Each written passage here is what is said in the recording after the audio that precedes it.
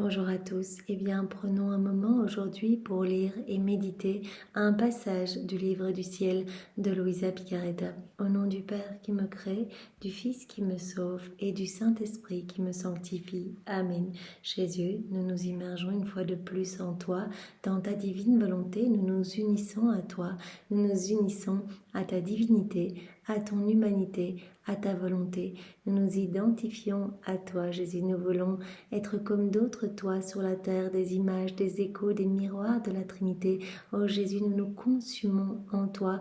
En toi, nous perdons le rien, le néant que nous sommes. Amène-nous vraiment à cet anéantissement, Seigneur, que nous puissions être capacités pour t'accueillir, toi, le tout, Seigneur. Il n'y a pas la place pour deux volontés, alors que ce soit uniquement la tienne qui soit souveraine en nous.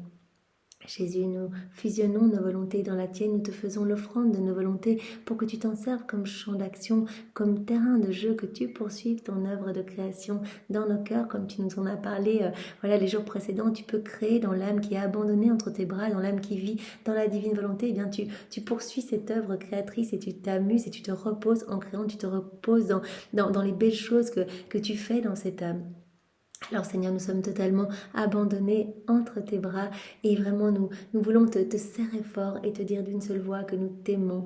Nous voulons t'adorer, te louer, te bénir, te glorifier, t'honorer, te remercier, t'embrasser, te serrer, nous prosterner à tes pieds, le tout avec ta volonté à toi, bien sûr au nom de toutes les générations humaines.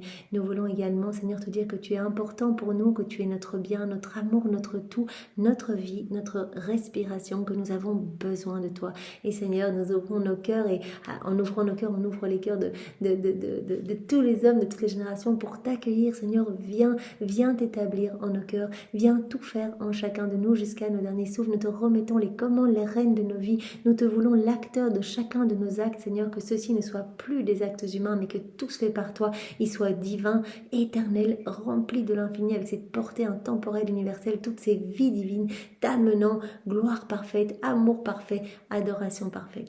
Oui, Seigneur, c'est vraiment ce que nous voulons. Sers-toi de nous, que tes plans d'amour s'accomplissent dans nos vies. Viens nous purifier, viens nous ennoblis nos cœurs, Seigneur, sanctifie-les. Viens retirer de nos cœurs tout ce qui résulte de nos volontés humaines. Arrache ces mauvaises herbes, brûle-les au feu de ton amour, Seigneur, et recrée l'espace nécessaire pour que ta divine volonté puisse être souveraine en nous, qu'elle puisse se déployer en nous, qu'elle puisse avoir son empire, sa souveraineté, qu'elle puisse opérer, agir, œuvrer librement à partir de chacune de nos humanités.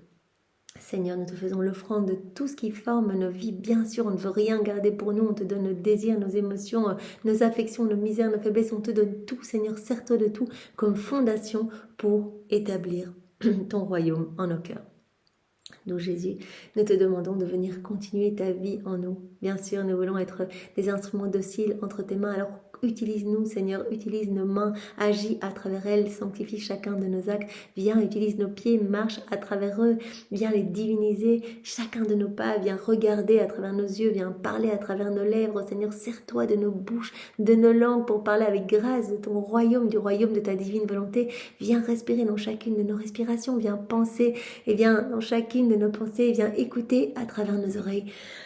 Viens, nous, Jésus, faire palpiter nos cœurs, que ce soit ton sacré cœur qui palpite à l'unisson avec chacun de nos cœurs et qu'à chacun de ces battements, mais tout comme à chacun de nos petits mouvements de paupières, nos mouvements de cils, nos mouvements de mains, mouvements de nos cellules, de nos muscles, de nos nerfs, etc. Et bien qu'à chacun de ces mouvements, tu puisses recevoir des flots et des flots de louanges, de bénédictions, d'amour, de remerciements au nom de tous, Seigneur.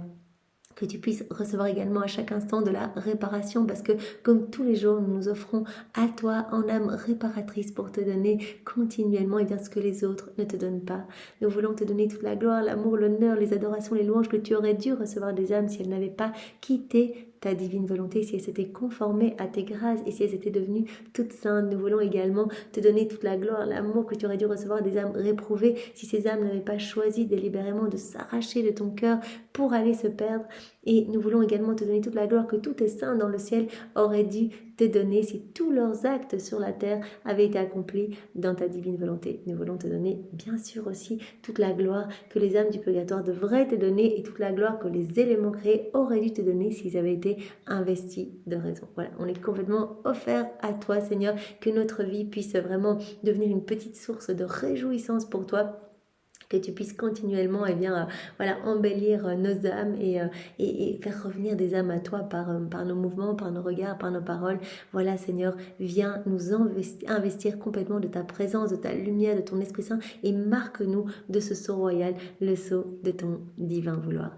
Nous te remercions, Jésus, mais nous te remercions avec tes propres remerciements, avec ceux de ta maman pour tout ce que tu as déjà fait pour chacun de nous, pour toutes ces chaînes de grâce. C'est un terme que tu utilisais toi-même, chaîne de grâce, mais on peut vraiment imaginer tout le travail de Jésus pour nous faire arriver là où nous en sommes aujourd'hui. Alors Seigneur, nous te bénissons pour toutes ces vérités que tu nous donnes jour après jour, et c'est toi qui nous aides à les comprendre, Seigneur. C'est toi qui nous pousse à revenir dans ces écrits du ciel, c'est toi qui nous pousse à la mise en pratique aussi, parce que vraiment il n'y a que dans cette mise en pratique que tu vas pouvoir tout nous donner. Tu nous l'as dit, tu te sers de ces mises en pratique quand on fait des actes, quand on fait des rondes, pour nous inonder de cadeaux, pour créer en nous et pour faire grandir ta vie divine dans nos cœurs. Donc vraiment c'est tellement magnifique, et c'est toi de A à Z qui nous aide en fait. C'est toi qui as disposé notre temps, c'est toi qui nous as même aidé à rencontrer des personnes qui nous ont parlé de la divine volonté, qui nous ont fait adhérer peut-être à un cénacle, ou qui nous ont aidé à nous procurer les livres. C'est toi, Jésus, c'est toi qui déjà même depuis qu'on est tout petit est occupé à travailler nos cœurs pour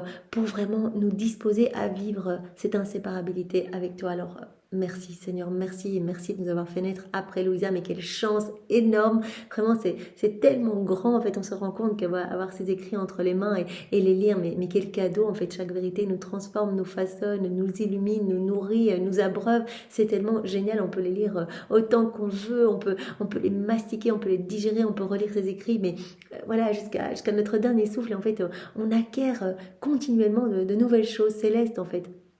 On fait de nouvelles acquisitions par chaque acte que l'on fait, chaque méditation, etc. Donc c'est merveilleux en fait d'être en vie. Seigneur, merci, tu nous donnes chaque fois une opportunité de plus, et bien de nous rapprocher de toi, de grandir en nous, vraiment que nous puissions nous embellir et que des milliers d'âmes soient sauvées. Nous travaillons vraiment à l'embellissement aussi des générations humaines, puisque chaque acte que l'on fait, voilà, amène grâce et secours pour toutes les âmes ici-bas, sans compter bien sûr toutes les joies amenées, les béatitudes, les merveilles dans le ciel par chaque acte que l'on fait, rafraîchissement pour les âmes du purgatoire, rafraîchissement de toute la création, etc.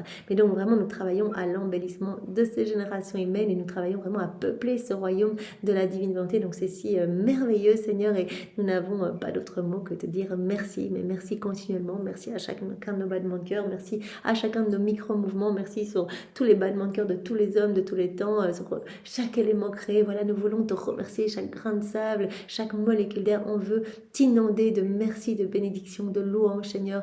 Vraiment, nous sommes infiniment reconnaissants pour tout ce que tu opères en nous et tout ce que tu vas encore opérer. Merci encore et toujours, Jésus, aussi pour Maman Marie, voilà, qui est si douce et qui nous aide à vivre dans la divine volonté. Elle qui en est la reine de ce royaume, elle nous y veut, elle veut nous partager sa gloire, elle veut nous partager son héritage, et elle veut vraiment étendre sur nous sa maternité. Tout ce qu'elle veut, en fait, c'est que nous t'aimions, c'est que nous t'offrions nos oui, que nous nous jetions dans tes bras sans réserve, et que vraiment tu puisses investir tout notre cœur. Alors elle nous y aide, et elle nous donne toute sa vie à notre disposition. Elle nous donne ses larmes, elle nous donne ses plaies, elle nous donne voilà, les plaies de son cœur, voilà, de son cœur lacéré par chacune de tes souffrances, Seigneur. Elle nous donne ses prières, ses réparations, ses actes. Elle nous donne tout, elle nous donne son amour pour que vraiment nous puissions tout avoir à notre disposition et tout te réoffrir continuellement, Seigneur, au nom de tous. Et vraiment elle intercède pour nous, vraiment elle intercède pour nous. Elle est en train de former cette corps des enfants de la divine volonté, et vraiment tous les noms des enfants du divin vouloir, bien sont inscrits en lettres d'or dans son cœur, et voilà, elle nous y veut, et c'est tellement beau. Marie, c'est la dispensatrice de toutes les grâces, c'est-à-dire que toutes les grâces passent par son cœur pour venir dans nos cœurs. Donc si vraiment on a reçu voilà, cette grâce de découvrir les secrets du ciel, etc., parce que tout est grâce, et bien voilà, cette grâce a transité par le cœur de Marie. Alors Marie, nous te remercions, nous voulons vraiment que tu sois toujours notre guide, nous voulons garder ta main dans la nôtre. Nous voulons te prendre comme modèle. Nous voulons que tu fasses de chacun de nous des fidèles copies. Nous voulons synchroniser tous nos actes aux tiens, entrelacer tous nos actes à tes actes. Nous voulons vraiment voilà, te garder dans nos bras, que tu nous enfermes dans ton cœur pour que nous ne puissions pas vivre avec notre volonté humaine. Et nous te demandons que tu fasses de nous, de chacun de nous, les propriétés de la divine volonté. Voilà, donne à nos âmes le baiser de paix de la divine volonté. Donne à nos âmes une gorgée de ce divin vouloir à chaque instant, à chaque nanoseconde. Voilà, et nous te demandons si tu nous vois distraits, voilà, si tu nous vois occupés à retomber dans nos volontés propres, eh bien de prononcer ton fiat Marie sur nos cœurs pour que vraiment la vie de Jésus soit rappelée en nous. Voilà maman, voilà, nous te faisons confiance, que tes mains soient vraiment les 12 chaînes qui nous tiennent continuellement enchaînées à toi et à Jésus. Bénis-nous maman, et nous voulons tout faire sous ton regard maternel, et nous te remercions immensément pour tout ce que tu fais pour nous maman. Et nous te demandons pardon pour tous ceux qui ne t'aiment pas, et voilà, en réparation, nous voulons t'offrir maman, eh bien l'amour de Jésus, nous voulons t'offrir son cœur, voilà, son cœur et tout ce que le cœur de Jésus contient, voilà, pour avoir compassion de toi, au nom de tous, Marie. Nous voulons, Jésus, bien sûr, greffer nos cœurs entre ton cœur et celui de ta maman.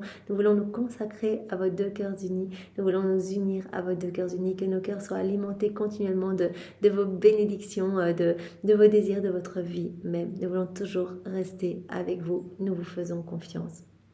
Jésus, maintenant, je te demande de disposer nos cœurs, nos intelligences pour que nous puissions accueillir bien cette vérité que tu veux nous donner aujourd'hui, que nous puissions la comprendre avec ta sagesse, ta compréhension, ton intelligence à toi. Viens toi-même réceptionner ces mots bénis en nous, viens les graver en lettres d'or dans toutes nos cellules.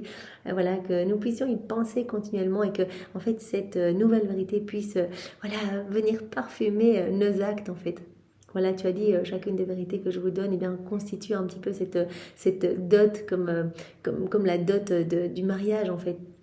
Donc en fait, vous m'aimez de plus en plus, au plus vous avez des connaissances. En fait, la connaissance vous amène vraiment à la possession, la connaissance vous amène à avoir soif de vous unir à moi. En fait, toutes ces vérités, elles servent vraiment à alimenter notre désir de faire nos actes et nous unir à notre Créateur, le laisser vivre en nous. En fait, Jésus nous séduit par ces vérités pour que nous puissions, voilà, mettre nos je t'aime partout, nous rendre compte de tout cet amour qui nous assaille de tous côtés, et que nous puissions y répondre, que nous puissions tenir compagnie à la divine volonté, suivre ses actes, unir nos actes aux siens, et que nos actes et les siens ne fassent qu'un.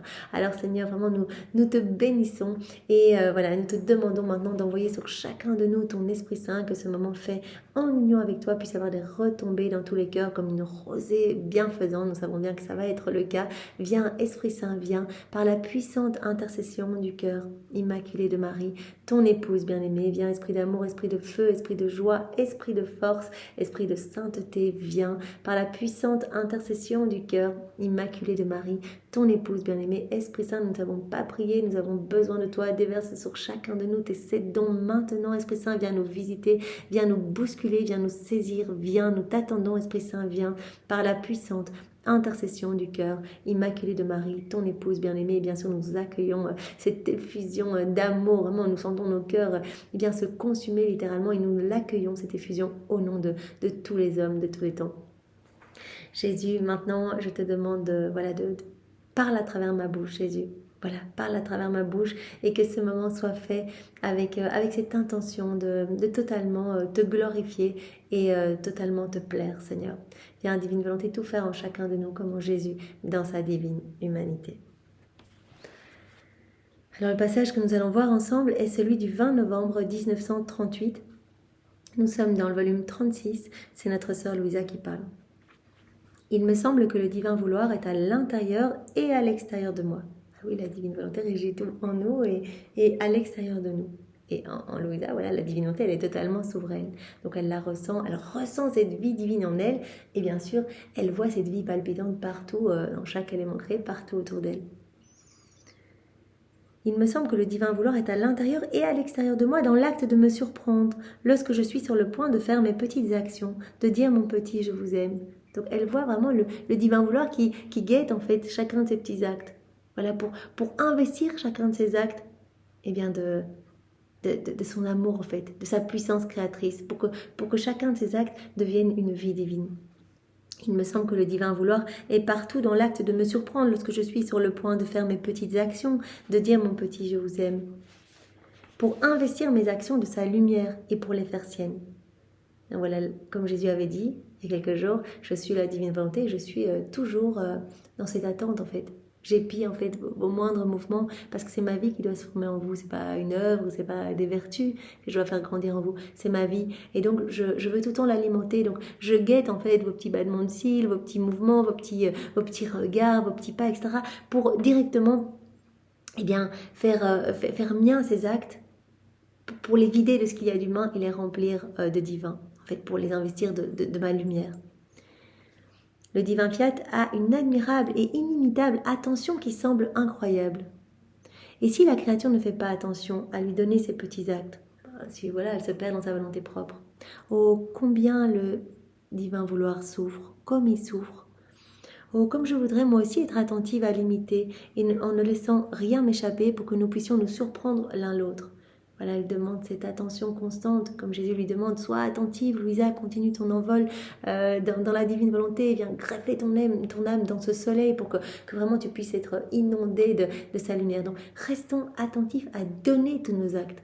Il faut que nous fassions ce petit plongeon dans la divine volonté pour que nos actes deviennent divins et deviennent des vies divines. Mais la divine volonté, elle est aux aguets pour... elle attend qu'on donne nos petits je t'aime, elle attend qu'on fasse nos rondes, qu'on fasse nos actes pour tout investir en fait. Puissions-nous avoir cette même attention pour lui donner nos actes. Parce que quand on ne donne pas nos actes, eh bien la divine volonté souffre en fait. Elle ne peut pas investir en fait. On perd une tournée de l'éternel, on perd une vie divine en fait. Voilà. Je pensais cela lorsque mon doux Jésus, visitant ma petite âme, tout amour me dit, ma bienheureuse fille, mon vouloir devient le spectateur de l'âme qui veut vivre en lui. On peut vraiment imaginer, c'est Jésus le divin vouloir, on peut vraiment imaginer le divin vouloir comme spectateur qui attend en fait nos faits et gestes. Ah, voilà, elle fait un acte dans la divinité, hop, je l'investis directement. Je le remplis de l'infini, je le remplis de divin. Le divin vouloir attend que l'âme aime parce qu'il veut aimer avec elle. Il attend que l'âme fasse tous ses petits actes. Si l'âme agit, il attend parce qu'il veut être l'acteur et le spectateur. En fait, le divin vouloir veut tout faire en nous. Et donc, il attend qu'on lui donne l'autorisation. Et c'est ce qu'on fait quand on dit, voilà, je fais ma vaisselle dans la divine volonté. Hop, la divine volonté vient agir en nous. Et cet acte devient divin.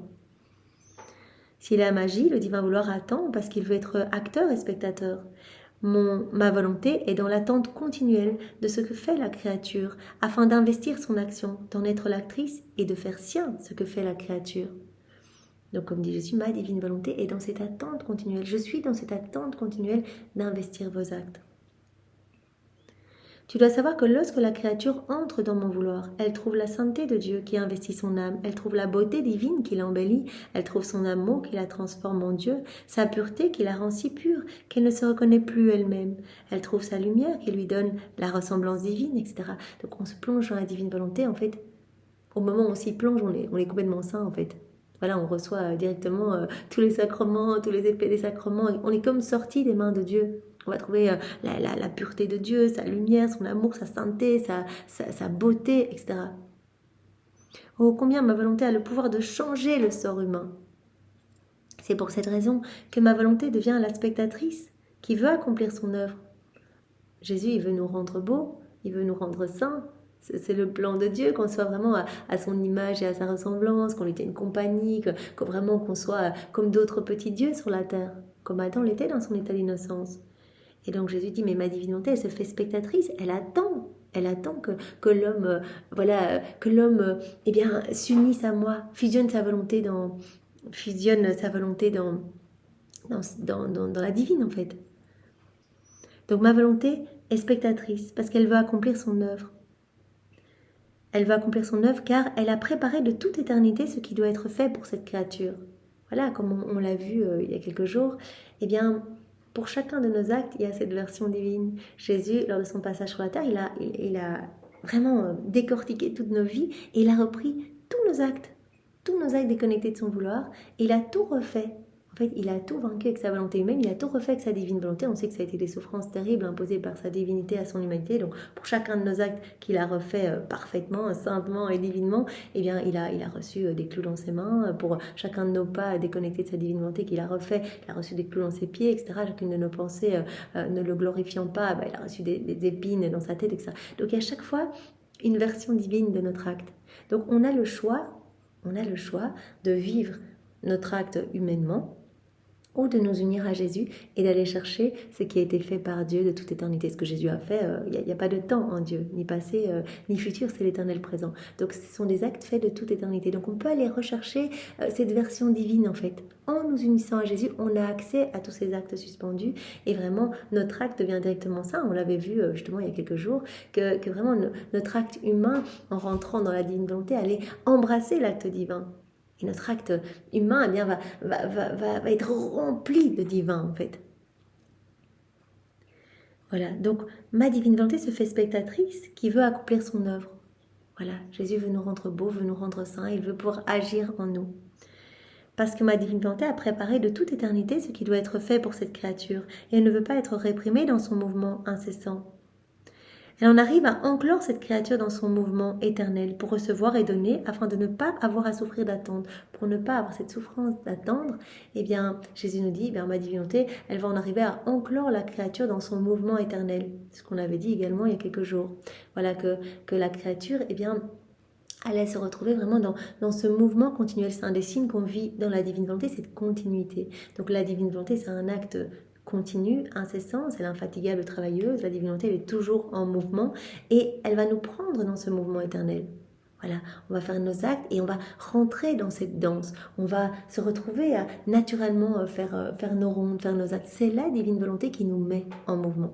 Donc la divine volonté, pour ne pas devoir attendre que la créature tout le temps revienne, elle va réussir à enclore, elle va en arriver à enclore la créature dans son mouvement.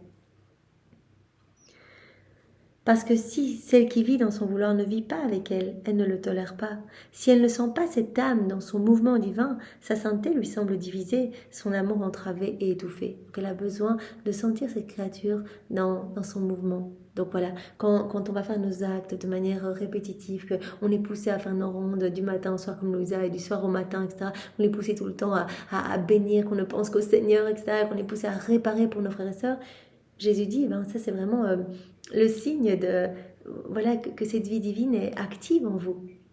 Parce que la divinité, elle veut pas vous laisser de côté, donc elle va vous emmener vraiment dans ce mouvement. Elle va vous enclore dans son mouvement éternel. Si ce n'était pas le cas, elle sentirait sa sainteté divisée, son amour entravé et étouffé. C'est pourquoi nous avons ce petit champ divin où nous pouvons déployer notre œuvre. Donc Jésus nous dit bien, voilà, l'âme qui vit dans la divine volonté, en fait, elle fait notre joie et il nous attend toujours chacun de ces mouvements. En fait, la divinité se fait spectatrice pour investir chacun des actes de la créature, de cette puissance créatrice, pour que chaque acte devienne une vie divine. Jésus nous dit aussi que l'âme qui vit dans la divine volonté, elle va devenir comme un petit champ divin en fait. Voilà, elle va faire l'offrande de sa volonté qui va servir, comme on le dit dans la prière préalable, qui va servir de champ d'action pour la divine volonté. Donc voilà, on se laisse travailler, on s'abandonne et on devient comme ce petit champ divin. Jésus peut, à sa guise, créer en nous, poursuivre son œuvre de création. Nous avons ce petit champ divin où nous pouvons déployer notre œuvre, celle qui vit dans notre fiat. Notre volonté nous administre les matériaux adaptables pour nous faire réaliser les plus belles œuvres. Donc c'est notre divine volonté, voilà, qui est souveraine dans cette âme abandonnée, qui va nous fournir les matériaux adaptables pour que l'on puisse former les plus belles œuvres en elle en fait. Voilà, car lorsque nous voulons travailler dans le petit champ de l'âme, nous voulons y trouver le matériau de notre sainteté, parce que nous ne mettons jamais nos saintes mains dans la boue humaine. Pour accomplir nos plus belles œuvres, nous voulons trouver notre pureté qui nous attire. Nous voulons trouver notre beauté qui nous ravit, notre amour qui s'impose à nous, pour nous faire opérer. Donc on peut créer, on trouve tout en fait dans cette âme. On peut s'amuser, on peut créer parce qu'on trouve nos matériaux divins en fait. La volonté divine, la divine volonté, eh bien, nous administre des matériaux adaptables pour que nous puissions réaliser nos plus belles créations. Donc voilà. La divine volonté, elle est la source de tous les biens, de tous les bienfaits, de tous les attributs divins, etc. Donc Jésus dit, en fait, on trouve tout dans cette âme pour pouvoir créer, pour pouvoir réaliser nos plus belles œuvres. Voilà. Tout est adaptable pour nous et nous accomplissons des œuvres qui étonnent le ciel et la terre. Donc l'âme qui vit dans la divine volonté devient ce chant divin. En fait, Dieu peut poursuivre son œuvre de création dans cette âme abandonnée. Mais si notre vouloir n'est pas là, si la divine volonté n'est pas souveraine dans l'âme, nous sommes contraints de ne rien pouvoir faire. Nous ne trouvons pas de matériaux adaptables. On n'a pas des matériaux divins en fait pour pouvoir créer. Il y a des matériaux humains, mais comme Jésus le disait plus haut, on ne va pas mettre nos saintes mains dans la boue humaine. Donc nous voulons avoir nos matériaux à nous pour faire nos plus belles œuvres. Et ce n'est possible que si l'âme vit dans la divine volonté. Donc si elle ne vit pas dans la divine volonté, on ne va rien pouvoir faire. Déjà, Jésus a dit, la divinité, elle est sur la croix, c'est moi, je suis sur la croix, je ne peux rien faire, je suis comme attachée. Et cette âme, de toute façon, n'aurait pas la capacité d'accueillir tous nos cadeaux, tous nos biens. Parce que c'est la divine volonté qui lui donne la capacité pour recevoir toujours plus, pour grandir dans cette sainteté divine, grandir dans cette ressemblance avec nous. Donc je suis là, je suis sur la croix, je ne peux pas agir et cette âme bien étouffe notre vie divine. Acte après acte, elle étouffe cette vie divine et au contraire, elle alimente une vie de mauvaise tendance, mauvaise passion. Donc nous ne pouvons absolument rien faire dans cette âme. Donc à contrario, dans une âme qui vit dans la divine volonté, on trouve les matériaux adaptables. Notre divine volonté nous administre ces matériaux pour que nous puissions créer, que nous puissions œuvrer en elle. Donc si notre vouloir n'est pas là, si la divine volonté n'est pas souveraine dans l'âme, nous sommes contraints de ne rien pouvoir faire. Nous ne trouvons pas de matériaux adaptables. Et s'il y a quelques biens, c'est un bien apparent, gâté par sa propre estime et sa gloire, par des intentions tordues. Et nous nous gardons d'opérer dans cette créature parce que nous mettrions nos plus belles œuvres en danger. Donc comme Jésus nous l'avait déjà dit il y a quelques jours, nous voulons mettre nos intérêts en sécurité en fait. On va pas consacrer dans une âme qui est remplie de sa volonté propre en fait. Voilà, qui n'agit que dans sa volonté humaine, parce qu'on mettrait nos œuvres en danger. On ne va pas lui donner non plus, parce que tout ce qu'on lui donnerait, ce serait complètement inutile, et même, ça pourrait vraiment être écrasé, elle piétinerait nos dons, en fait. Et on ne peut pas faire quelque chose d'inutile. Donc on ne va créer, on ne va œuvrer que dans l'âme qui vit, dans la divine volonté, qui devient vraiment un merveilleux chant divin pour nous.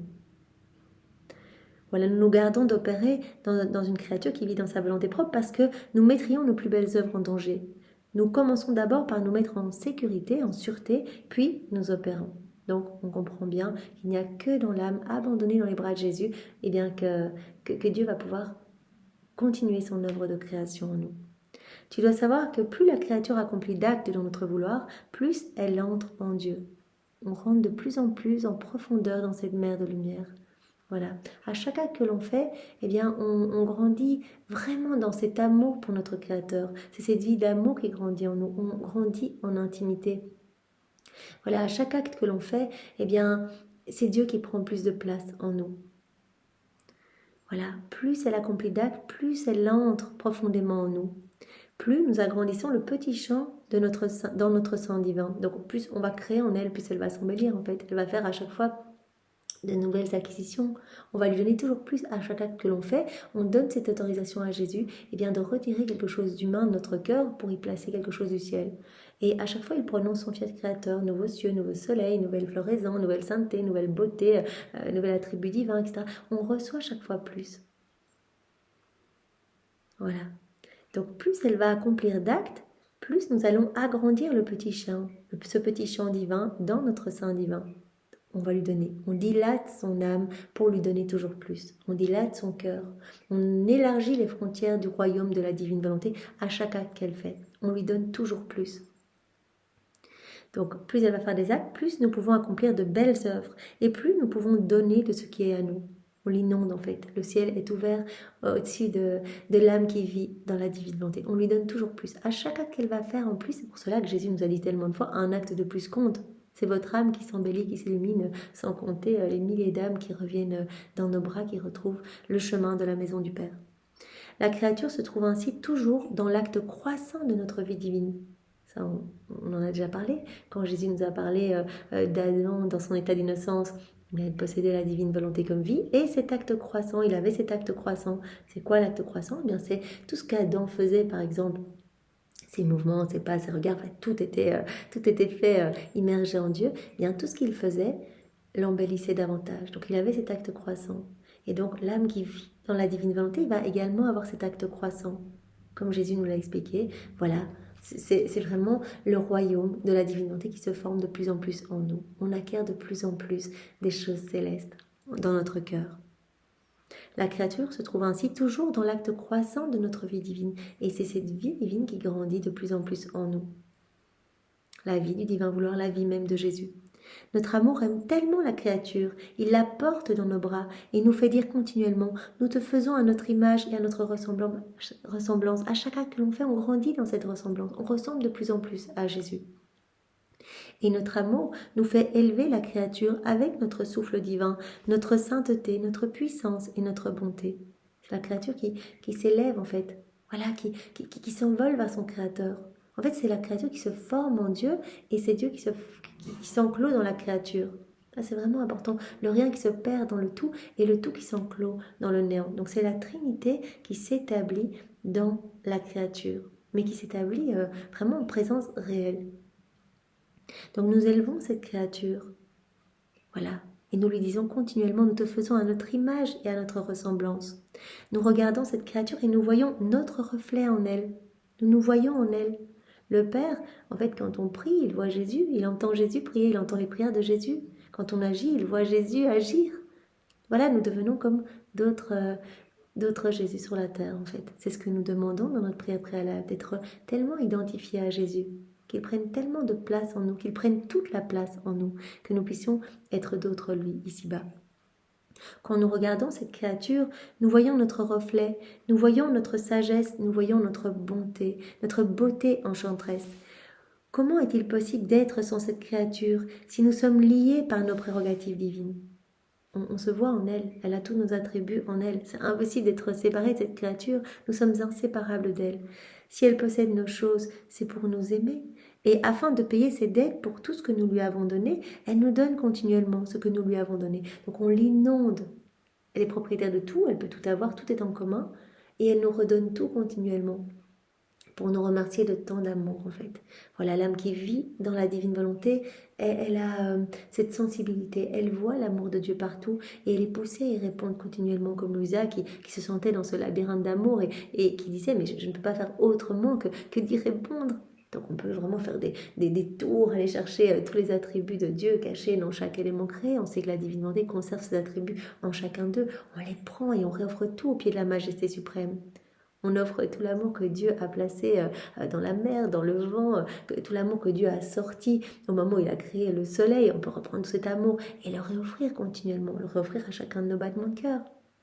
La Trinité va recevoir. On peut également reprendre tout l'amour de Maman Marie, chacun de ses actes, tout offrir à la Trinité. Donc la créature devient propriétaire de tout et comme Jésus dit, en fait cette créature va continuellement tout nous réoffrir. Tout nous redonner, tout ce qu'on lui a donné, elle va nous le redonner. Pour être vraiment dans cette dynamique d'amour. Donc l'âme qui vit dans la divine volonté va vraiment être dans cette réciprocité d'amour avec le ciel, dans cette harmonie d'amour avec le ciel. Jésus continue, mieux encore, en vivant dans notre vouloir, la créature a reçu de nous la vertu de pouvoir produire la vie. Tous nos actes vont devenir des vies divines. Et toutes ces petites vies divines vont alimenter cette grande vie divine en nous, la vie de Jésus. Mais chacun de nos actes va être une vie divine. Donc on a cette vertu génératrice. On peut générer autant de vies que d'actes que l'on accomplit dans la divine volonté. Ça, c'est incroyable. Voilà, donc l'âme qui vit dans la divine volonté a la vertu de pouvoir produire la vie et non des œuvres. Ce ne sont pas des œuvres que l'on fait, ce sont des vies divines. Voilà, qui sont vraiment directement remplies de divin en fait. Tout va être centralisé dans chacun de nos actes. Il y a tout, même la Trinité s'y reproduit. Parce qu'en donnant notre sainteté, notre amour et tout le reste, nous donnons à la créature qui vit dans notre volonté la vertu génératrice qui génère continuellement des vies. La vie de sainteté, la vie d'amour, la vie de lumière, la vie de bonté, la vie de puissance, la vie de sagesse. Tout ce qu'elle va faire, ça va être une vie divine. Chacun de ses actes va être une vie divine. Et cette créature nous les offre. Elle nous en entoure et ne finit jamais de nous rendre transformés en vie, ce que nous lui avons donné. Donc c'est ça qui est merveilleux. Jésus dit, mais on est tellement content. Tout ce qu'on lui donne, en fait, elle le transforme en vie pour nous le redonner. Donc, tout ce qu'on lui donne va être transformé en vie divine qui vont nous glorifier, qui vont nous louer, qui vont nous bénir éternellement. Oh, quelle satisfaction, quelle fête, quelle gloire de voir revenir vers nous tant de vies qui nous aiment, tant de vies qui nous glorifient, qui glorifient notre sainteté. Ces vies font écho à notre lumière, à notre sagesse et à notre bonté. Les autres créatures, tout au plus, peuvent nous donner des œuvres de sainteté et d'amour, mais pas des vies. Donc quand on regarde voilà, tous les actes des saints, mais tout au plus ce sont des œuvres, ce sont des actes d'amour, ce sont des œuvres mais ce ne sont pas des vies. C'est pour cela que Jésus nous a dit tant de fois, et c'est vrai qu'au début quand on a commencé à lire les écrits du ciel, on se disait mais c'est pas possible. Jésus nous avait dit mais si tu mettais dans une balance tous les actes des saints, de toutes les générations accomplies dans une volonté humaine, d'un côté de la balance, et de l'autre côté, que tu mettais juste un petit acte accompli dans la divine volonté, comme voilà, je prends ce crayon, Seigneur, uni à toi dans ta volonté, eh bien Jésus a dit, il n'y a pas de commune mesure.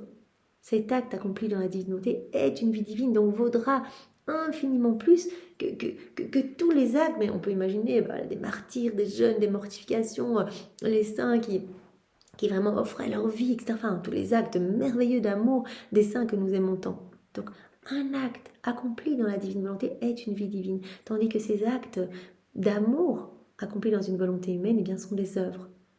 Donc, une vie, elle ne s'arrête jamais. Elle génère, elle parle, elle va parcourir vraiment toute la création, elle va remplir tout le ciel, elle va assaillir voilà, partout, elle va donner de l'amour continuellement à la Trinité. Donc les autres créatures tout au plus peuvent nous donner des œuvres de sainteté et d'amour, mais non pas des vies. C'est uniquement à celle qui vit dans notre vouloir qu'est accordé le pouvoir de former tant de vies avec ses actes, parce qu'elle a reçu de nous cette vertu génératrice de pouvoir générer autant de vies qu'elle veut, afin de pouvoir nous dire « vous m'avez donné la vie et je vous donne la vie ». Donc l'âme qui vit dans la divine volonté, comme Jésus nous l'a dit, devient un chant divin. Voilà, Dieu peut créer à sa guise et embellir son âme, poursuivre son œuvre de création. Mais également, cette âme reçoit cette vertu génératrice, donc de générer autant de vie divine, eh bien, qu'elle fait d'actes dans la divine volonté. Vois-tu la grande différence entre une vie divine et une œuvre sainte? Jésus va nous parler de cette différence pour qu'on comprenne bien la valeur d'un acte accompli dans la divine volonté, qui est une vie. La vie, elle parle. La vie, elle n'est pas sujette à finir. Je dis je t'aime à Jésus avec ta volonté, ce je t'aime, c'est parti. Maintenant, je te dis je t'aime Jésus. Et voilà, ce je t'aime ne s'arrêtera jamais. Et donc ce je t'aime va investir toute la création. Chaque élément créé, vous répétez je t'aime, mais éternellement. Tous les saints vont répéter, toute la cour céleste, tous les anges, maman Marie, etc. Et ce je t'aime ne s'arrêtera jamais.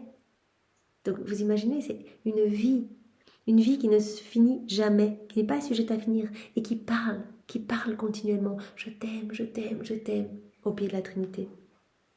Cette vie peut générer, tandis que les œuvres, elles ne parlent pas, elles ne génèrent pas et sont sujettes à la dispersion. Elles ont une portée limitée. Ainsi, ce que celle qui vit dans notre vouloir est capable de nous donner et comment elle est capable de nous aimer, personne ne peut y parvenir. Donc c'est l'amour le plus parfait, un acte fait dans la divine volonté. C'est l'amour qui va glorifier le plus la Trinité. Un amour qui ne s'arrêtera jamais. C'est une reconnaissance de l'amour de Dieu quand on agit dans la divine volonté. C'est une reconnaissance de cette paternité divine. Je fais ma vaisselle dans la divine volonté, simplement en laissant la divine volonté agir à travers moi. Acte parfait qui ne s'arrêtera jamais. Personne ne peut aimer comme cette âme qui vit dans la divine volonté. Personne n'est capable de nous aimer et personne ne serait capable de parvenir à ce degré d'amour. Parce que c'est un amour divin. Parce que chaque acte est une vie divine. Et donc cela ne s'arrêtera pas. Ça ne s'arrêtera jamais. Car quelle que soit la grandeur des œuvres que les créatures qui ne vivent pas dans le divin vouloir pourraient accomplir, elles ne seraient toujours que des petites gouttes d'eau comparées à la mer, des petites lumières comparées au soleil. Voilà. Donc Jésus dit un acte accompli, un acte merveilleux accompli dans une volonté propre. Donc on imagine, par exemple, le martyr de Saint-Étienne, le martyr de Sainte Jeanne d'Arc, etc. Bon, des actes d'amour, mais brûlants pour le Seigneur. Eh bien, Jésus dit, cet acte d'amour-là, ça n'est qu'une petite goutte par rapport à un acte accompli dans la divine volonté qui est une mer, en fait. Ou ce n'est qu'une petite lumière par rapport à un soleil Un acte accompli dans la divinité est un soleil irradiant qui produira des rayons éternellement, des rayons d'amour amenant grâce et secours partout ici-bas, amenant de la joie partout, etc. dans le ciel. Un seul je vous aime par une créature qui vit dans la divine volonté, qui dit je vous aime dans la divine volonté, laisse derrière lui tout l'amour de toutes les autres créatures réunies. Donc simplement, je t'aime Jésus, avec ta volonté. Ben, ça laisse derrière ce petit je t'aime laisse derrière lui tout l'amour de tous les saints réunis, tout cet amour offert dans une volonté humaine. Un seul je vous aime par cette créature laisse derrière lui tout l'amour de toutes les autres créatures réunies. Ce je vous aime, si petit soit-il, il marche, il court, il embrasse, il s'élève au-dessus de tout, il vient dans nos bras pour nous embrasser, nous caresser 1000 et 1000 fois, éternellement en fait, il ne s'arrête jamais. Nous dire tant de belles choses sur notre amour, et en plus, c'est fait au nom de tous. Dans la divinité, je dis Jésus, je t'aime avec ta volonté, mais directement ce je t'aime continue, et ce je t'aime est offert comme si toutes les générations humaines venaient se mettre à genoux au pied de la Trinité et dire je t'aime. Donc c'est magnifique, donc on apaise la justice divine, on apaise la colère divine. Ce je t'aime se réfugie dans notre sein et nous l'entendons toujours, toujours, toujours, qui nous dit je vous aime, je vous aime, je vous aime, ô vie de ma vie, vous m'avez généré et je vous aimerai toujours. C'est tellement beau, donc chacun de nos actes est une vie divine, chacune de nos petites paroles d'amour, voilà, est une vie divine, chacune de nos rondes, voilà, tout devient vie en fait, tout ce que l'on fait devient vie. Et des vies qui parlent, des vies qui glorifient la Trinité, des vies qui aiment. Peu importe ce que veut faire cette créature, elle ne fait que former la vie. Si elle accomplit des actes bons et saints en possédant la vie de notre volonté, la créature génère la vie de notre bonté et de notre sainteté. Donc Jésus va donner différents exemples pour qu'on comprenne bien que tout devienne vie. Voilà, une créature qui va faire un acte bon, cela va devenir, directement, elle va générer cette créature la vie de bonté. Et cette vie va venir parler, au pied de la Trinité, va venir parler de cette bonté divine à l'être suprême. La créature accomplit des actes saints, elle va générer cette vie de sainteté. Et cette vie de sainteté va venir continuellement parler de la grandeur de la sainteté de Dieu à la Trinité. Va venir glorifier la Trinité pour sa sainteté. Peu importe ce que veut faire cette créature, elle ne fait que former la vie. Si elle accomplit des actes bons et saints en possédant la vie de notre volonté, la créature génère la vie de notre bonté et de notre sainteté. Et en venant dans nos bras, ces vies nous parlent de l'histoire de notre bonté et de notre sainteté. Oh, combien de belles choses elles nous disent, avec combien de grâce elles nous parlent de notre bonté, de la hauteur et de la grandeur de la sainteté que nous possédons. Donc tout ce que la créature fait, cela devient une vie. La créature génère des vies. Elle fait un acte bon, cela devient la vie de la bonté. Elle génère cette vie de la bonté et ces vies parlent éloquemment et avec grâce à la Trinité. Donc vraiment cette vie par exemple de bonté divine va parler à la Trinité de son immense bonté. Ou si c'est un acte de sainteté, la créature va générer une vie de sainteté qui va parler avec grâce de la grandeur, de la sainteté de Dieu. Et c'est vraiment donc ces vies qui parlent en fait, ces vies qui glorifient continuellement la Trinité. Elles n'arrêtent jamais de dire combien nous sommes bons et saints, ces vies. Et se jetant dans notre sein divin, elles pénètrent dans les lieux intimes les plus cachés pour apprendre encore plus à quel point nous sommes bons et saints. Et donc, à chaque fois qu'on fait un acte, on acquiert plus de connaissances de Dieu aussi, on grandit dans cette intimité. Donc Jésus nous montre bien que chaque acte est une vie divine qui parle, qui glorifie la Trinité continuellement et qui nous amène à aimer davantage la Trinité et à la connaître davantage. Voilà, donc ces vies restent pour continuer à louer combien nous sommes bons et saints. Et oh, comme il est beau d'entendre notre divine histoire racontée par une volonté humaine unie à la nôtre qui lui suggère ce qu'est son Créateur. En somme, autre exemple, si la créature veut nous glorifier, elle va générer la vie de notre gloire. Et cette vie va nous raconter notre gloire.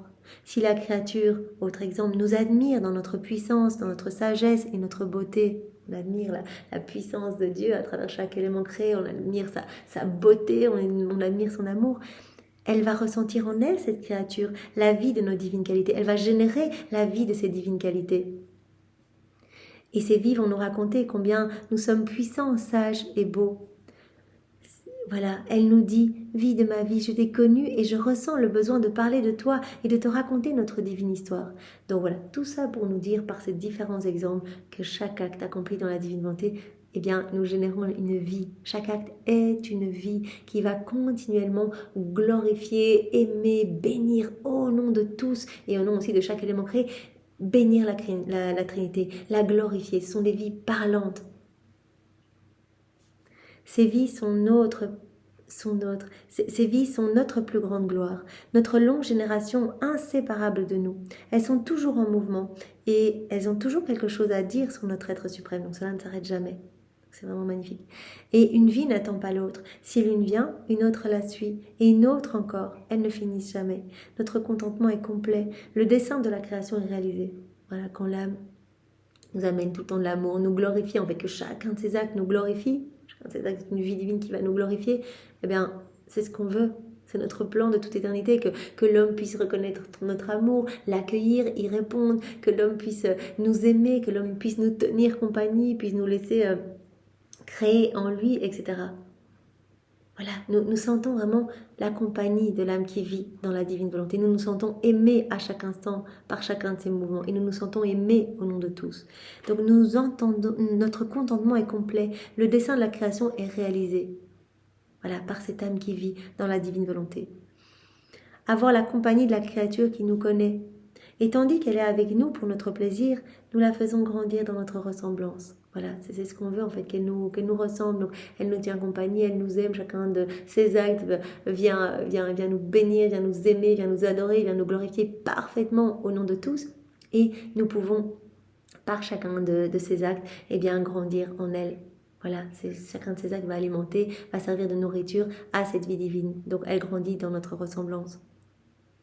Qui n'aimerait pas la compagnie de celle qui lui appartient? Bien plus encore, nous aimons la compagnie de la créature parce que nous sommes la vie de sa vie.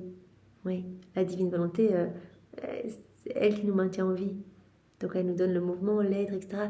Donc nous sommes la vie de la créature. Donc nous l'aimons et nous voulons qu'elle nous ressemble, nous voulons être inséparables d'elle, de la créature. C'est notre plan en fait. Nous voulons qu'elle nous tienne compagnie, nous voulons tout lui donner. Alors Jésus continue, notre douleur fut immense lorsqu'Adam, notre premier fils, sortit de notre vouloir pour faire sa volonté. Donc Jésus nous a parlé, voilà, maintenant, il nous a parlé de cette vertu génératrice donnée à l'âme vivante dans la divine volonté. Il nous dit, Adam, il avait aussi cette vertu génératrice. Il était créé parfait, il est sorti magnifique de nos mains. Voilà, il avait aussi cet acte croissant, etc. Donc, c'est de plus en plus beau. Il nous glorifiait par chacun de ses actes. Chacun de ses actes était une vie divine. Mais en quittant la divine volonté, il a perdu la divine volonté comme vie. Il a perdu la divine volonté comme narratrice de l'amour de Dieu pour lui, donc il est devenu aveugle, ses sens se sont obstrués, il n'a plus vu cet amour, il n'y a plus répondu, tous les canaux de communication ont été obstrués. Et donc, ces actes, n'étant plus régis par la divine volonté, eh bien, n'étaient plus des vies divines, étaient tout au plus des œuvres. Quelle souffrance lorsqu'Adam sortit de notre vouloir pour faire sa volonté. Le pauvre perdit cette vertu génératrice de générer les vies divines avec ses actes. Tout au plus pouvait-il encore faire des œuvres, mais non des vies. Uni à notre vouloir, il avait la vertu divine en son pouvoir, et elle pouvait former autant de vies qu'il voulait avec ses actes, dans son état d'innocence. Voilà, il avait vraiment cette vertu divine, cette vertu génératrice en son pouvoir, et donc il pouvait faire autant de vies divines qu'il faisait d'actes. Mais quand il a quitté la divine volonté, il a perdu cette vertu génératrice. Ce qui lui est arrivé est comparable à une mère stérile, à qui n'a pas été accordé le pouvoir de générer. Voilà. Après sa chute, quand il a quitté la divine volonté, eh bien, son sort était celui d'une maman stérile qui ne peut pas générer. Donc il ne pouvait pas générer ces vies divines en fait. Ou son sort était comparable à celui d'une personne qui veut réaliser une œuvre et qui possède un fil d'or. Cette personne se sépare du fil d'or, elle va même jusqu'à le piétiner. Ce fil d'or rejeté, c'est ma volonté comme vie, qui a été remplacé par le fil de sa volonté que l'on peut appeler un fil de fer. Donc, le sort d'Adam, quand il a quitté la divine volonté, il était réduit comme une mère stérile qui ne peut pas générer. Donc il n'a plus pu faire ses vies divines par chacun de ses actes. Ses actes étaient tout au plus des œuvres, mais plus des vies divines. Il a perdu cette vertu génératrice. Et Jésus dit, voilà, son sort est aussi comparable, autre exemple, à une personne qui voudrait faire une œuvre magnifique, avec une œuvre tout en or, sublime, avec des fils d'or. Mais en fait, cette personne va se départir de ce fil d'or, va le rejeter. En fait, c'est la divine volonté qu'Adam a rejeté, c'est comme ce fil d'or. Et il va, au contraire, se servir d'un vilain petit fil de fer, en fait. Sa volonté humaine. Il va agir avec sa volonté humaine. Et donc, son œuvre va être super moche. Ça va être une œuvre faite avec des fils de fer, à la place d'être une œuvre faite avec des fils d'or, éblouissante, magnifique de lumière. Ce fil d'or rejeté, c'est ma volonté, comme vie, qui a été remplacée par le fil de sa volonté, que l'on peut appeler un fil de fer. Pauvre Adam, il ne pouvait plus accomplir des œuvres en or, c'est fini. Avant, tout ce qu'il faisait, c'était des œuvres en or, c'était magnifique, des vies divines. Et en quittant la divine volonté, il a perdu ce fil d'or, donc tout ce qu'il a fait, c'était des œuvres en fer, en fait. Des œuvres sombres, des œuvres laides, en fait. Des œuvres remplies de mauvaises passions, etc. Voilà. Pauvre Adam, il ne pouvait plus accomplir des œuvres en or, revêtues par le soleil étincelant de mon vouloir. Il devait se contenter de réaliser des œuvres en fer. Donc on comprend bien, chaque acte accompli par Adam dans son état d'innocence était une vie divine, comme une œuvre d'or, et en quittant la divine volonté, il n'a plus pu générer des vies divines, uniquement des œuvres. Donc tout au mieux, œuvres de fer. Même des sales œuvres, nous dit Jésus, des sales œuvres pleines de passion. Le sort d'Adam a subitement changé. Il a subi un tel changement qu'il en était presque méconnaissable. Il descendit dans des abîmes de misère. Voilà, en quittant la divine volonté, il s'est enfoncé dans un abîme de maux, un labyrinthe de misère en fait. Ce qu'on connaît de mauvais aujourd'hui résulte de cette déconnexion de la volonté humaine avec la divine volonté. La force et la lumière n'étaient plus en son pouvoir. Il a perdu ça. Il a perdu la vertu génératrice, il a perdu force, il a perdu la lumière. En fait, il s'est déconnecté de Dieu. En fait, il avance tout seul et donc c'est la catastrophe. Il a avancé tout seul et toutes les générations à la suite d'Adam ont continué à avancer voilés. Jésus nous propose aujourd'hui de nous retirer ces gros voiles de nos sens et de nous redonner ce cadeau, de nous redonner ce fil d'or en fait. Avant le péché, dans tous ces actes, notre image et notre ressemblance grandissaient en lui parce que c'était une tâche que nous assumions dans l'acte de sa création. Chacun de ces actes nous faisait grandir en lui. C'était une tâche que nous assumions dans l'acte de sa création, parce que nous voulions maintenir notre tâche, maintenir en vigueur notre parole créatrice à travers ses propres actes. Le garder toujours avec nous. Notre plan, voilà, Adam créé magnifique, et par chacun de ses actes, il s'embellissait davantage. Chacun de ses actes, il grandissait davantage dans cette ressemblance avec Dieu. Nous voulions le garder toujours avec nous, être en communication continuelle avec lui. C'est pourquoi notre souffrance était très grande. Et si dans notre omniscience, il n'était pas apparu que notre volonté allait régner comme vie dans les siècles à venir, ce qui était comme un baume sur notre intense souffrance, en raison de notre douleur, nous aurions réduit à rien toute la création. Donc Jésus dit, en fait, ça a été une telle souffrance pour nous, l'homme qui était beau, voilà, qui grandissait dans notre ressemblance, qui vraiment nous offrait des vies divines, qui nous glorifiait par chacun de ses actes, qui était dans cette harmonie d'amour avec nous, dans cette réciprocité d'amour avec nous. On était heureux, c'était une fête continuelle avec Adam. Mais quand Adam a quitté la divine volonté, mais quelle souffrance pour nous! Et si on n'avait pas vu qu'à travers les siècles, notre volonté, notre royaume allait s'établir sur la terre, notre volonté allait être accueillie et aimée par les hommes, on aurait tout serait reparti au néant en fait. On n'aurait pas gardé la création. On n'aurait rien gardé en fait. Donc ça a été de voir les âmes qui allaient vivre dans la divine volonté, les générations qui allaient vivre dans la divine volonté, de voir cela à travers les siècles. Et cela a été comme un petit baume en fait, sur notre intense souffrance. Parce que si on n'avait pas eu ce petit baume-là, nous aurions réduit à rien toute la création. Car si notre volonté ne règne pas, la création n'est plus pour nous d'aucune utilité. Voilà. Si la création, elle reste en place, Jésus avait dit, c'est un signe certain que mon royaume va s'établir, parce que tout a été fait pour l'âme vivant dans la divine volonté. Si l'âme ne vit pas dans la divine volonté, il n'y a plus aucune raison que la création reste en place. Donc Jésus a dit, on a vu. Et puis de toute façon, on a pris ce décret, un décret d'autorité divine, on l'a pris dans le sacrarium de la très sainte Trinité, ce décret a été pris de toute éternité que notre royaume s'établirait.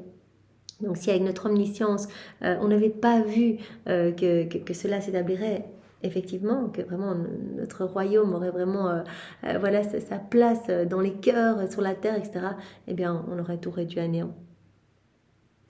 Voilà. Parce que si notre volonté ne règne pas, la création n'est plus pour nous d'aucune utilité. Elle ne servait plus que la créature, alors que nous avions créé toutes choses pour qu'elles nous servent, nous et elles. Donc, toute la création, elle a été faite pour l'homme. Ça, on l'avait vu avec les deux membres, vous vous rappelez, le membre, toute la création qui doit servir l'homme, l'autre membre en fait. Le chef-d'œuvre de la création, tout a été fait pour que l'homme reste en connexion avec son créateur. Tout lui a été donné pour que voilà, avec ses 5 sens, il puisse se réjouir en voyant les beaux paysages, qu'il puisse se réjouir et aimer son créateur, répondre à cet amour en goûtant les saveurs délicieuses, en touchant les textures toutes douces, etc., en écoutant des chants mélodieux, etc. Donc ces sens lui ont été donnés. Et toute la création a été faite pour servir l'homme en fait. Et Jésus nous a dit, en fait c'est moi qui servais l'homme à travers la création. Donc en fait tout a été fait pour l'homme et l'homme, eh bien il doit être tout à Dieu en fait. C'est ça que Jésus nous dit ici. La création elle est pour l'homme et l'homme il est pour nous. Il doit être notre chambre royale. Voilà. Et donc si l'homme ne veut pas nous accueillir et être déconnecté de nous, ça n'a plus aucun sens de garder toute cette belle création. Donc c'est uniquement parce qu'on a vu que l'homme allait à un moment voilà, nous donner son oui et s'abandonner entre nos bras et que notre royaume allait s'établir, et bien que voilà, on conserve tout en fait. Aussi prie pour que ma volonté revienne comme vie et toi sois sa victime. Donc Louisa qui est cette âme victime, cette âme offerte.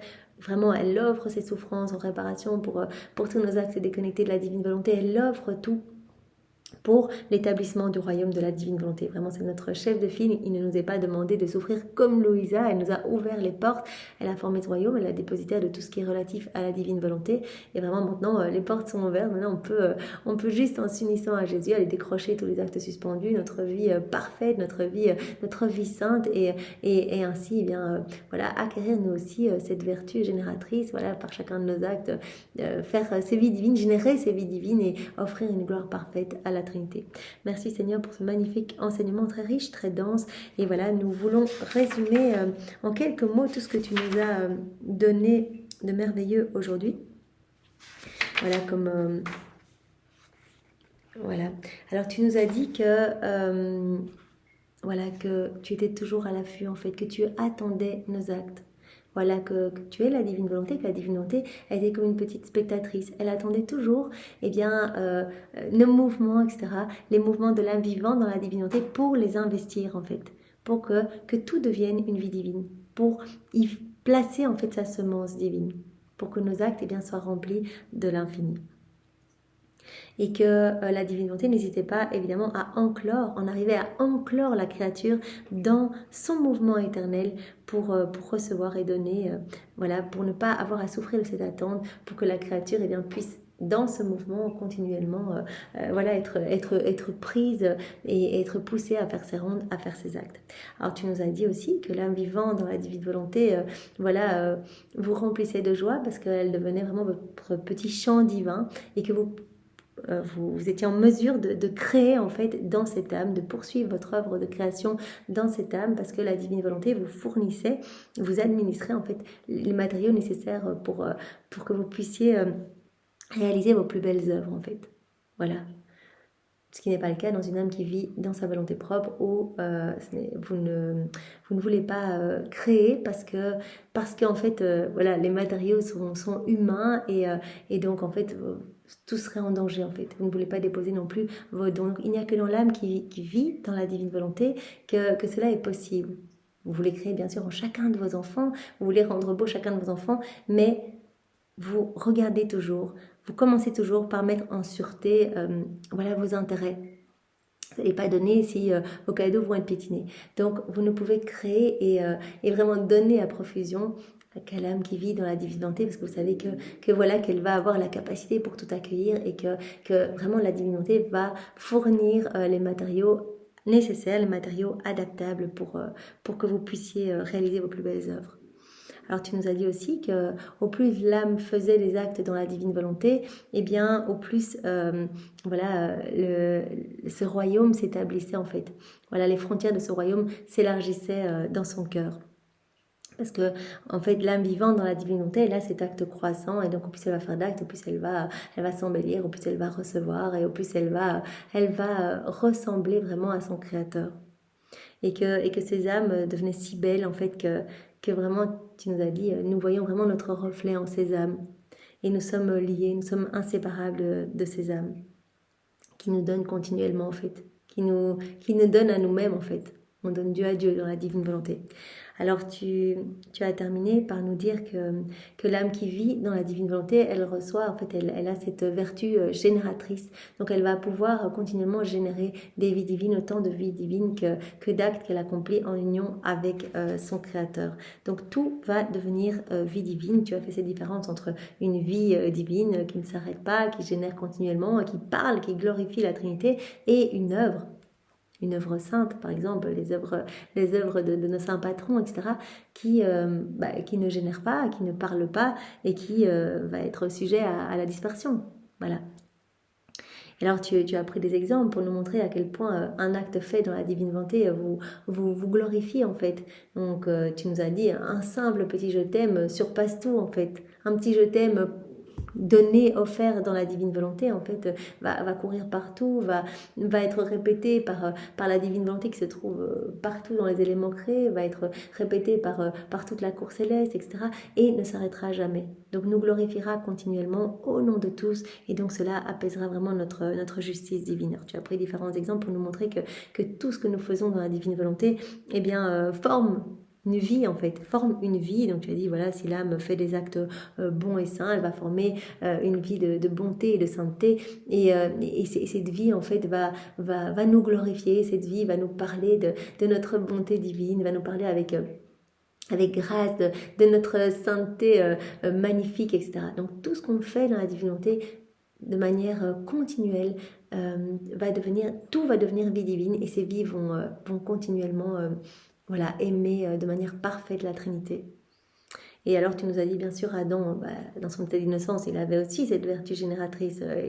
Il nous remplissait de joie, c'était vraiment une fête continuelle avec lui, un échange continuel. Et en quittant la divine volonté, il a perdu cette vertu génératrice. Et alors qu'il était beau, que chacun de ses actes devenait une vie divine, et bien tout au plus ces actes devenaient, après sa chute, juste des œuvres, en fait.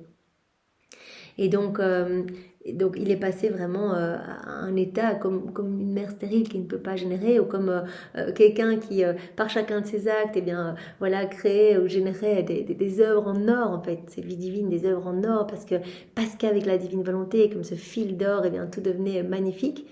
Et puis en quittant la divine volonté, c'est comme s'il avait rejeté ce fil d'or, et toutes ces œuvres devenaient laides, en fait, devenaient comme faites avec un fil de fer, avec sa volonté propre. Voilà, ces œuvres sales, pleines de passion. Donc vraiment, Jésus dit, en fait, il est vraiment devenu méconnaissable, en fait. Il s'est enfoncé, il est descendu dans un abîme de misère, il a perdu force et lumière. Alors qu'avant, en fait, il était toujours uni à nous, il était toujours en communication avec nous, et il nous tenait compagnie, on était tellement heureux. Donc la souffrance était énorme, et si on n'avait pas vu à travers les siècles que notre royaume allait s'établir, en fait, c'est un décret que nous avons pris de toute éternité, donc c'est sûr que notre royaume s'établira, comme Jésus nous l'a déjà dit tellement de fois, certitude de l'avènement de mon royaume. Si on n'avait pas vu déjà notre royaume établi, notre omniscience, on aurait tout fait partir au néant, en fait, parce que plus rien n'avait de sens. Si l'homme ne vit pas dans la divine volonté, plus rien n'a de sens, que tout a été fait pour l'homme, et l'homme, il a été fait pour être notre résidence, pour nous tenir compagnie, et pour accueillir notre amour et vivre dans cette réciprocité d'amour avec nous. Alors Seigneur, vraiment, nous voulons nous offrir à toi pour que ton royaume descende le plus vite possible. Tu nous parles de cette certitude, mais nous pouvons contribuer à l'accélération de son avènement par nos rondes, par nos actes, en nous unissant à toi. C'est comme si nous payions à chaque fois une petite avance, une petite pièce portant cette effigie divine. Et vraiment, cette avance, c'est comme un petit acompte pour faire descendre ce royaume dans notre cœur, mais également dans chaque cœur. Et aussi par chacun de nos actes, comme on aime se le répéter, nous, par chacun de nos actes, nous formons de nouvelles voies, de nouveaux chemins, de nouvelles portes, de nouvelles clés, de nouveaux accès permettant aux âmes de retrouver le chemin du cœur de Dieu, en fait. Retrouver vraiment ces chemins et emprunter ces chemins pour se disposer à vivre dans la divine volonté. Donc on travaille vraiment à ce que des âmes puissent découvrir les écrits du ciel, etc.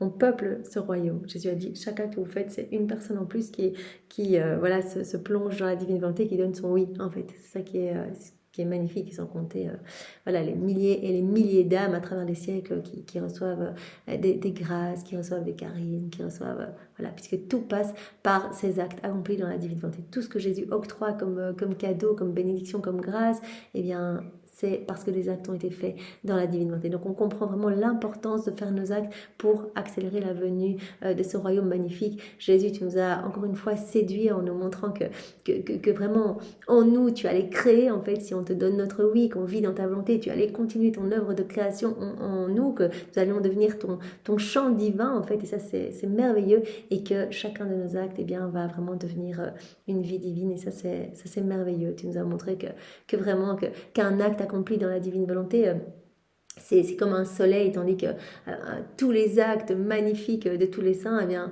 ne seraient que comme des petites lumières, en fait, où tu as pris vraiment l'exemple de petites gouttes d'eau par rapport à la mer. Donc vraiment, il n'y a pas de commune mesure, Seigneur. Alors aide-nous à vraiment nous unir davantage à toi et à rester toujours voilà, dans cette soif de te faire grandir davantage dans nos cœurs. Merci Jésus, sois béni éternellement. Pour te remercier, eh bien, nous t'offrons la maternité de ta maman, nous t'offrons son immaculée conception, nous t'offrons eh bien, son cœur, nous t'offrons ses baisers, nous t'offrons ses caresses, nous t'enveloppons dans son manteau céleste, nous le faisons bien sûr au nom de tous. Merci Seigneur, sois béni. Au nom du Père et du Fils et du Saint-Esprit. Amen.